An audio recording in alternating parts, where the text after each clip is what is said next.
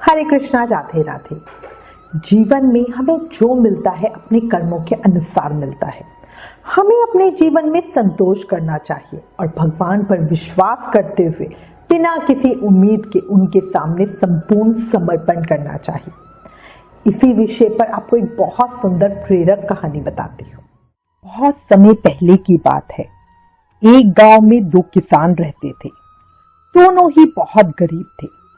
दोनों के पास थोड़ी थोड़ी जमीन थी। दोनों उसमें ही मेहनत करके अपना और अपने परिवार का गुजारा चलाते। समय ऐसे ही बीत रहा था। दैव योग से एक ही दिन एक ही समय पर दोनों की मृत्यु हो गई। देवदूत दोनों को एक साथ यमराज के पास ले गए। यमराज ने उनके कर्मों का हिसाब करके उनसे कहा, तुम्हारे पाप पुण्य एक समान है, इसलिए तुम्हें ना स्वर्ग मिलेगा ना नरक। तुम्हें वापस धरती पर भेजा जाएगा। तुम्हें अच्छे कर्मों के फलस्वरूप भगवान विष्णु के दर्शन प्राप्त होंगे। ये कहकर देवदूत उन दोनों को भगवान विष्णु के सामने ले गए। भगवान विष्णु ने उनसे कहा, हे मानवों, मुझे बताओ तुम्हारे इस जीवन में क्या कमी थी। अब तुम्हें क्या चाहिए, क्योंकि तुम्हारे कर्मों के अनुसार तुम्हें वापस धरती पर जन्म लेना है।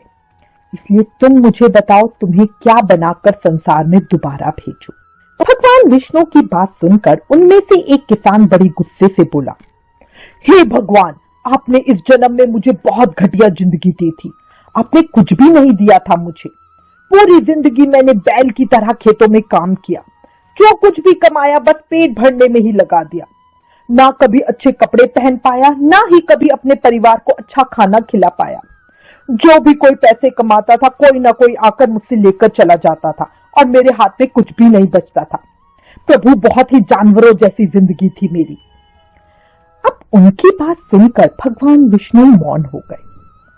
कुछ समय बाद फिर पूछा, तो अब तुम क्या चाहते हो, तुम्हें इस जन्म में मैं क्या बनाऊं?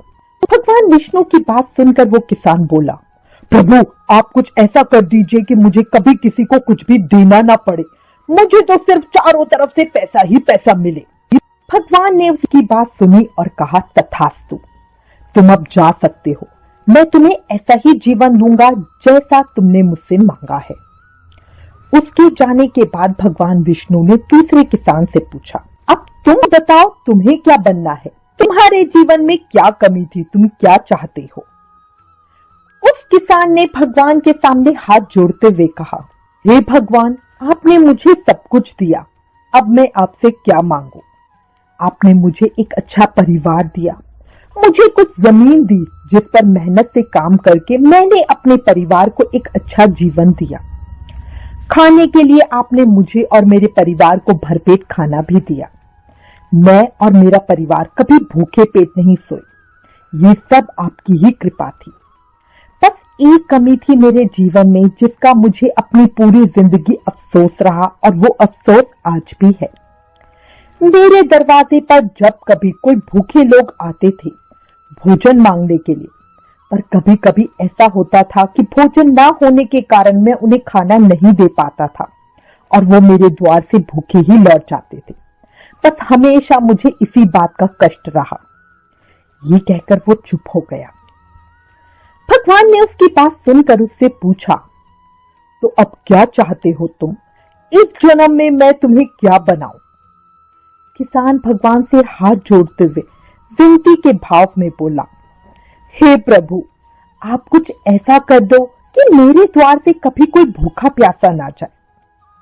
भगवान ने कहा, तथास्तु, तुम जाओ, तुम्हारे द्वार से कभी कोई भूखा प्यासा नहीं जाएगा। अब दोनों का उसी गांव में एक साथ फिर जन्म हुआ। दोनों बड़े हुए। पहला व्यक्ति जिसने भगवान से कहा था कि उसे चारों तरफ से केवल धन मिले और उसे कभी किसी को कुछ देना ना पड़े, वो व्यक्ति उस गांव का सबसे बड़ा भिखारी बना। अब उसे किसी को कुछ देना नहीं पड़ता था। जो कोई भी आता उसकी झोली में पैसे डालकर ही जाता था। और दूसरा व्यक्ति जिसने भगवान से कहा था उसे कुछ नहीं चाहिए, केवल इतना हो जाए कि उसके द्वार से कभी कोई भूखा प्यासा ना जाए, वो उस गांव का सबसे अमीर आदमी बना। कैसी लगी कहानी? सेवा मनुष्य का परम धर्म है। जब मन में सेवा का भाव होगा तो सब कुछ अच्छा ही अच्छा होगा। पर जब मनुष्य में स्वार्थ आता है, वो अपने पास सुविधाएं होते हुए भी किसी की मदद नहीं करना चाहता, जब वो सोचता है कि उसे मिली हुई दौलत उसका अपना भाग्य है, तो सब जल्दी ही खत्म भी हो जाता है। याद रखो, दूसरों के दुआओं में बहुत असर होता है। दिल से निकली एक सच्ची अरदास हमारे जीवन के हजारों कष्टों को काटने की क्षमता रखती है। अच्छा जीवन जीना है तो अपनी सोच को अच्छा बनाइए। चीजों में कमियां मत निकालिए, बल्कि जो भगवान ने दिया है उसका आनंद लीजिए और हमेशा दूसरों के प्रति सेवा भाव रखिए। इसी के साथ आपको कहूंगी, इस विचार पर विचार जरूर करना। अगर ये प्रेरक कहानी पसंद आई हो तो प्लीज इस वीडियो को ज्यादा से ज्यादा शेयर करें। जो हमारी वीडियो को पहली बार देख रहे हो, प्लीज वो इस चैनल को सब्सक्राइब जरूर करें। और जानकारी के लिए आप हमें फेसबुक और इंस्टाग्राम पर भी फॉलो कर सकते हैं। Please like, share and subscribe. Thank you. Hare Krishna.